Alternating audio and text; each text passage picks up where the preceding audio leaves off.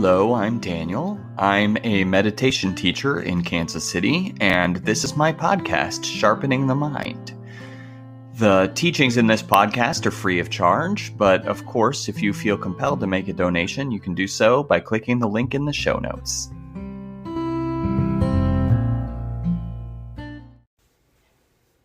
Hello, I'm Daniel, and this talk is called Lovingkindness and Compassion. Lovingkindness and compassion. So, lovingkindness and compassion are two attitudes that we can develop and bring to our lives.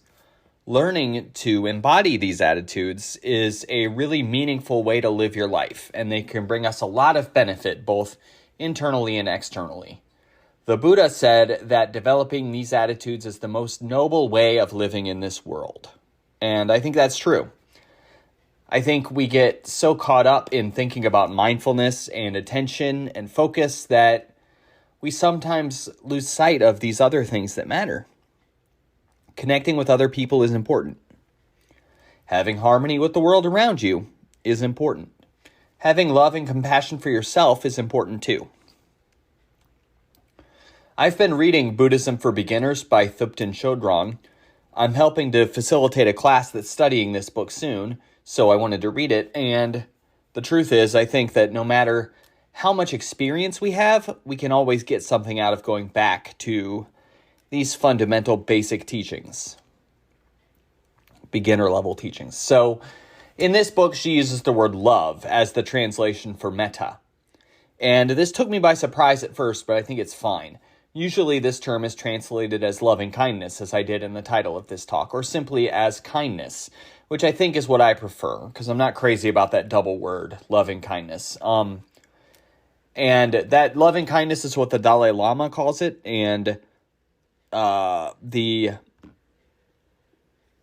Theravada teacher Bhante Gunaratana, he calls it loving friendliness, but it's the same. We're getting at the same thing. In her book, Thupten Chodron says, and I quote, "Love is the wish for all sentient beings, parentheses, any being with a mind who is not yet fully enlightened, end parentheses, to have happiness and its causes. Compassion is the wish for them to be free of suffering and its causes.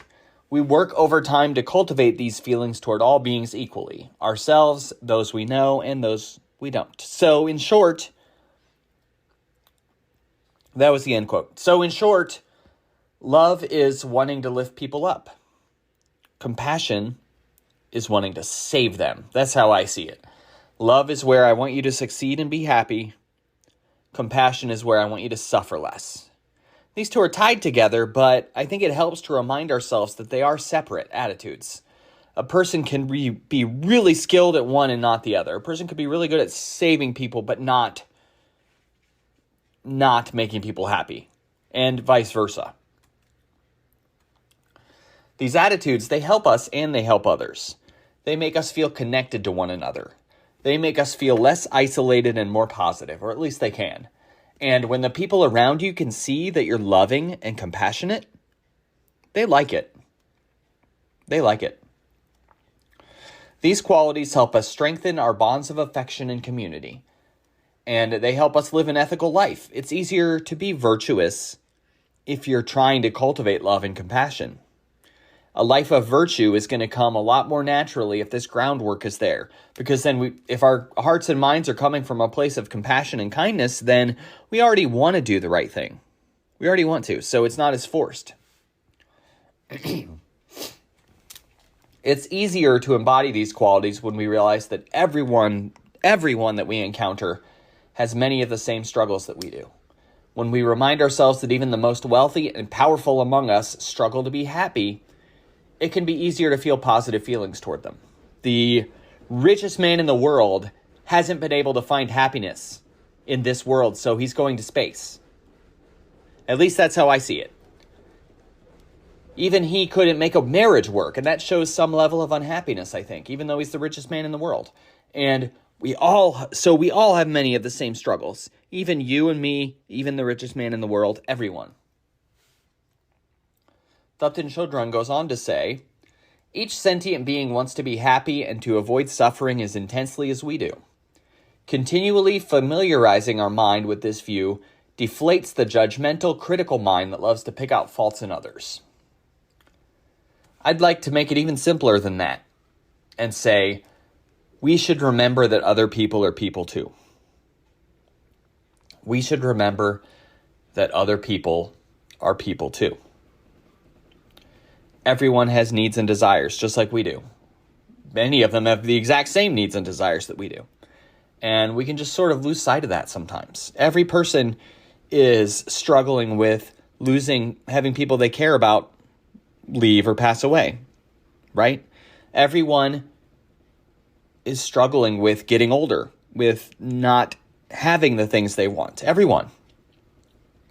And sure, some people are accomplishing more of their goals than others and are getting more of their needs and desires met than others, but we're still all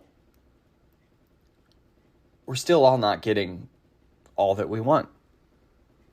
We're all getting sick and growing older, if nothing else. So, the Dalai Lama said, if you want to be selfish, be wisely selfish. Care for others. And I think that's really good advice. Giving in to our selfishness all the time and isolating ourselves from others does not serve us very well.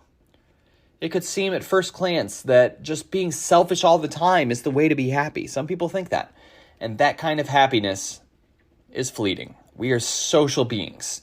Connection with others is so important, and love and compassion are ways to make those connections. I think there's a reason why the Buddha said that community is important. It's about connecting with other people.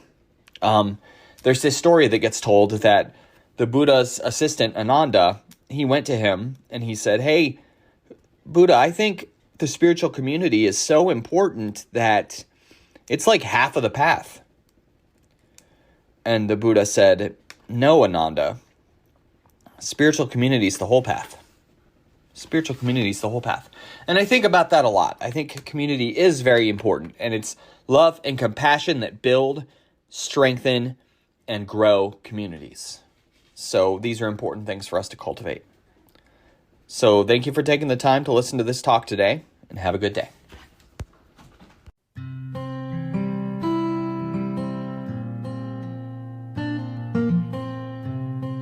Thank you for listening, and have a good day.